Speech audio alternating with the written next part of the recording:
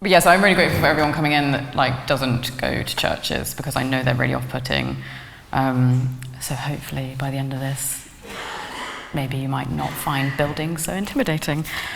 So the context of my faith journey is that I was brought up Church of England, then was sent to a convent secondary school and hated it, as most people do. Rebelled, went everywhere else, shopped around. I settled on Hinduism for a while, and then I realized that like I was trying to teach myself Sanskrit just to read Vedic texts, and that seemed like an awfully difficult thing to do, and I was like coming to the realization that the basis of all faith is the same. So it just seemed like quite a pointless thing when I already speak Christian. And weirdly, quite a few of my friends started coming out to me as Christian, and I was like, oh, but I like you, we're friends, and that's not adding up. So it took me a long time to like then discover deconstruction and all of these things, and eventually made peace with the fact that some Christians are nice people. Like it did take me a long time, but I got there, and then I was identifying as ironically Christian, because I wanted some level of separation between me and those Christians. Yeah, and then eventually I ended up in here, and I happened to come in on a food for thought thing, and I was like, this is a very odd church, like what's going on in here? But I decided I'd stay until someone said something stupid, and no one ever said anything stupid, so I'm still here. Yeah, so there's this Hindu teacher called John Martin Sahajananda, who'd written a book called Fully Human, Fully Divine, and it was about the correlations between the faiths and how they really are just coming from the same point of view. And he was discussing how like the symbolism of the cruciform is like so weighted, but it's literally just 2 lines, and how the vertical line is essentially about like the transcendent journey, and the horizontal line is the human journey, and there's a point of intersection. So there's 3 cruciforms. There's the one that we use to identify as Christian, like the one up there, and so there's a short human journey and a long transcendent journey, and the point of intersection is where the power is. So we use that one to identify ourselves as Christian or things as Christian. And so it's not a plus sign. It's not a plus sign, and it's also not like a cross, because the transcendent journey has to go vertical from heaven to earth, and we as humans walk along the horizon. And so the word Christian, like etymologically, means anointed one or chosen one. So by identifying as Christian, you are choosing to be chosen. So that's why the horizontal line is not in the middle, because you're choosing to be, and that's not to say that like other faiths they're not like of God or whatever. But yeah, so that's why it's most of the way up, but not all the way up. And then the cruciform that Jesus actually died on, it didn't look like that at all. It looked more like a capital T, because Jesus was obviously at the top of the transcendent journey. And then, as in some of the photograms that we've got here, sometimes I put a gap in, because this human journey stopped for a bit, and it's next to the point of intersection, because that's where the power like centers. But I put it on the left side because Jesus would have spoken Aramaic, which is the language that goes right to left. So we think in left to right as progress, but he would have thought the other way was progress. So that's why the gap is on the left. And then the third cruciform is the one that we make before prayer. And and it's more like an upside down cross because your shoulders are not, they're quite far down to like where you're making the sign. And I think like if you just saw that symbol, people panic a bit, and it's like, oh, an upside down cross, terrifying. But that is the cross you make before you pray. And I think the reason that we do that is because you are actively trying to humble yourself before you enter the prayer. So even though it's great that we want to think that we're higher up on the transcendent journey before you pray, you kind of need to accept that you are less than you think you are.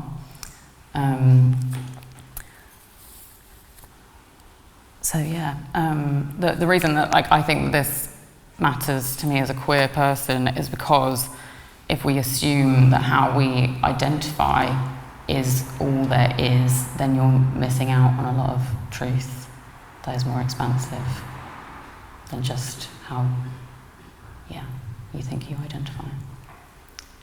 Yeah, so that is it. That went quite quick. So take us through your art. Yes, okay, so I'll do the photographs first. So that's these things, and then there's some G-clay prints of them over there. So these photograms were a document of a performance I did alone in the dark. So Rupert Sheldrake had written a book about possible routes to enlightenment being psychedelics, fasting, or darkness. And I used to live in Hawley Square, which has loads of caves underneath it. So I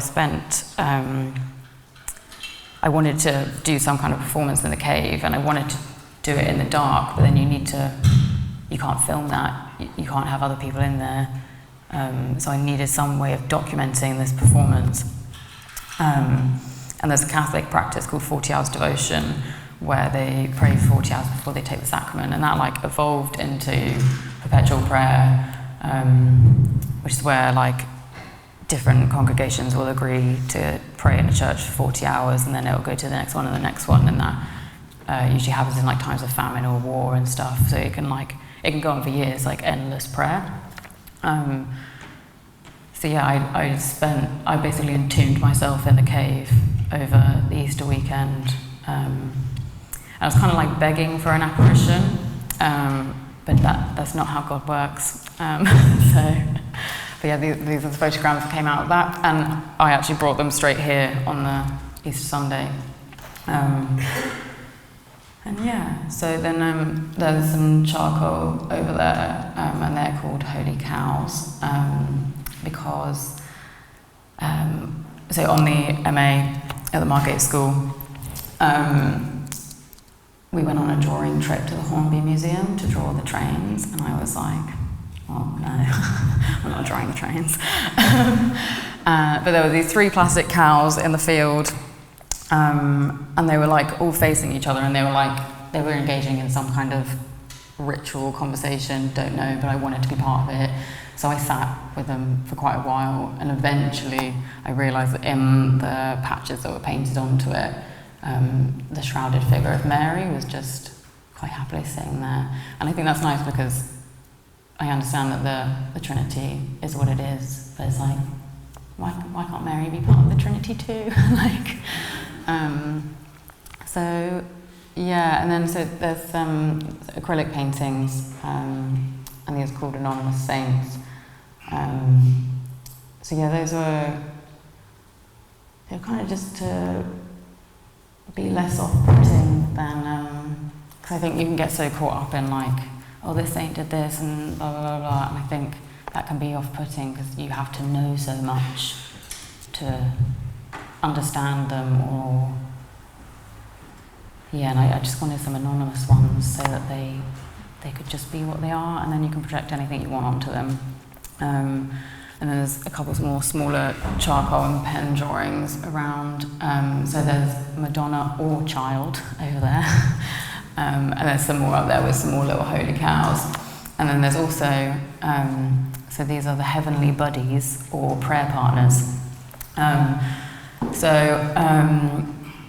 If you don't know, I used to have pet rats, and Sheila used to come in here all the time, take communion, and he had a great time. they've all passed away now, and so I kind of wanted to bring the rats back into the church, but also I wanted to have small works that anyone can buy, take home, and then they would have someone to pray with if church was too off-putting, because I know that is a huge problem, especially for queer people. These buildings are terrifying, so it's nice to get people in to come into the show, but if they know they're not going to come back for a while, that's fine. Then they can take a prayer buddy home. Yeah. Brilliant. Thank you. Find that you need to be in sort of heightened state of mind when you make the work and the prayer gets you there, or do you just find you naturally get into this state to allow you to be moved to make the work you want to?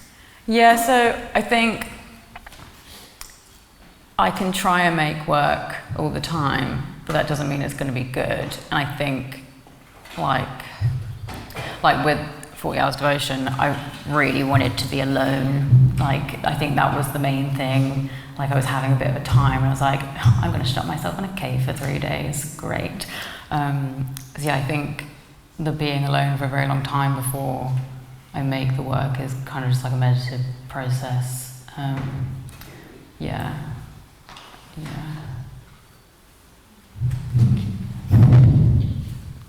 Yes, go on. Shout out. It's very similarly related, your answer to the question that I asked, but I'm really interested in those 3 days that we spent in your cave. And you said you were begging for a vision? Yeah, so like it was after the Holy Cow situation, and also so the first week of the MA,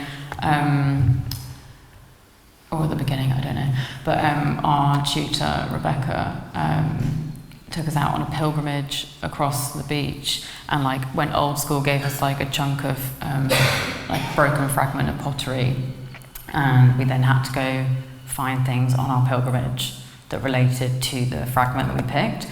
And the bit that I got had like this bit of glaze that looked a bit like a person, not quite the shrouded figure of Mary, but close enough. So yeah, that's what I was looking for when we were out on this walk. And then there was, like big slabs of concrete that like are perfectly rectangular. I was trying to get a rubbing of the wall where the signs met so I could get a crucifix, because that seemed, that will do that quite easily. It did not, but it gave me this perfect, it gave me this perfect frottage, which is just a fancy word for rubbing, of an angel, and I was like, oh, nice, okay, because I wanted one thing and I got something better, so that was nice. So I was kind of running with apparitions for a while. And I'm not saying that the shrouded figure of Mary on a plastic cow at the Hornby Museum was like this huge thing and we should make a big shrine to it, but like I was kind of running with that. So yeah, when I was in the cave, I was trying to make frottages as well, and I knew that was kind of at the whim of God, and I couldn't really intervene with that. So I decided to make the photogram so that I had some kind of control over the situation, so that at least something would come out of it. And I think it worked all right. I'm not saying these are apparitions, but yeah, I think that the revelation at the end of that, because like I came out and then like everyone was like, oh, how was it? What happened? I was like, it was really annoying. I couldn't see anything. I didn't know what was going on. And I think the takeaway from that is that God doesn't perform to the demands of the ego, which we knew, but I needed to be told. So, yeah.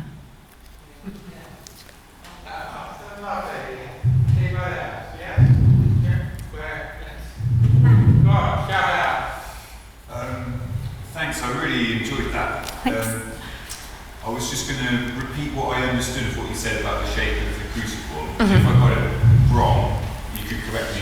And if I've got it right, I was wondering if you could tell us about your own spiritual experience, your own spiritual journey. So you said that the vertical line is like the transcendent spiritual experience, and the horizontal is the human experience. Yeah. And then the intersection is where an individual has like a divine moment of divinity and it's their life. And then you said that Jesus was reading and writing, would have read and written in Aramaic, so this was right to left. And then you said that on the photograms, on the left-hand side, sort of just after the intersection, kind of fades out. So that was like the individual, after experiencing the divine, they experience like a disconnection from their human experience then. Yeah. Oh, right. So yeah, close. Yeah. So like so that was. How would that translate into your story in your journey? Yeah. So the gap is I only put that in if I'm specifically trying to use the cruciform that Jesus died on, because he's the one that died. So that's why there's a gap, because his human journey stopped. But yeah, I think like the meaning of the word Christian, like choosing to be chosen, like it does sound really arrogant, and like I understand that, but yeah, I think accepting that like we are divine, having this divine experience is a good thing, and it's great that there are 3 cruciforms, because when you pray then you go back down, so you're acknowledging both sides of that truth.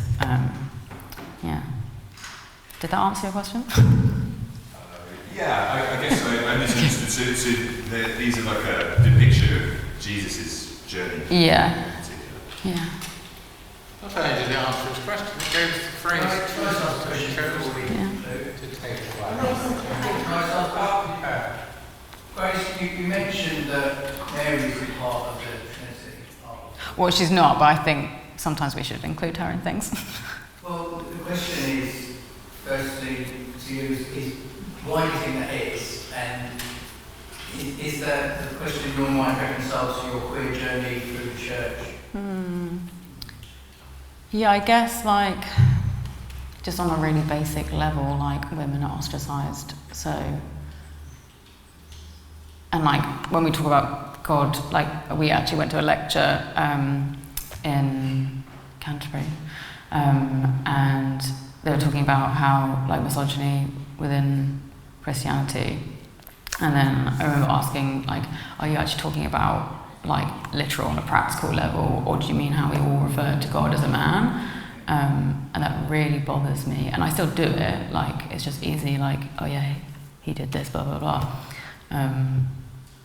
Yeah, I have a real issue with like trying to gender God, because God is not a person. Like that's why Jesus was like this notable thing, because that was the first, supposedly the first like manifestation of a human being being divine. Yeah.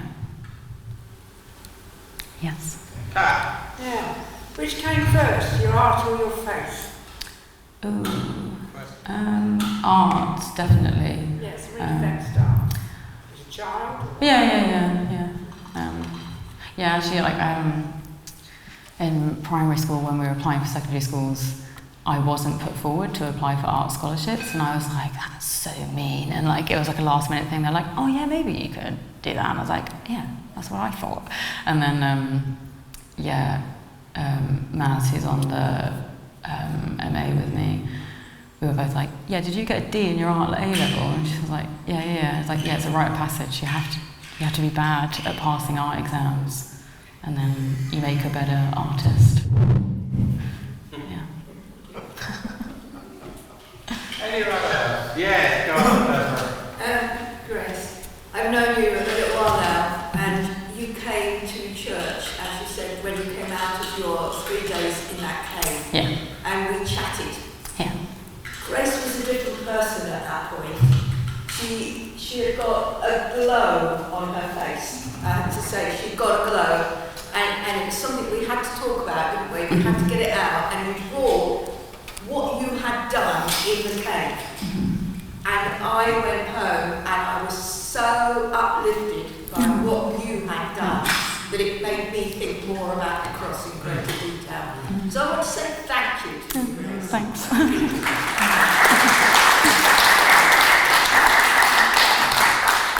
Anybody else?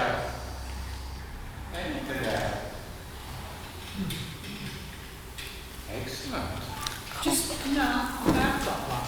Oh, okay. Sorry. I'm curious to why you focus on black and white. Oh, so these are photograms. And they're photographs. Yeah, so How does that work? So basically it is photographic paper, which literally just means light sensitive paper, and you put things on top of the paper, expose it with light. So I took AT light down there. So that's how you do Yeah, and then it goes through the normal chemical process. So that's how Yeah. that works. Yeah. Oh, So like the black wasn't my doing, it's me putting things on that makes the white happen. Yeah. Oh, thank you. Because I wondered how you did it. Yeah. And I think artists have wonderful thought processes that we don't even think of. You know, I wouldn't have thought of anything like that at all. And it's wonderful to be an individual that can bring art is completely different to anything I've seen before. So thank you, Grace. That's all right. Yeah, thank you.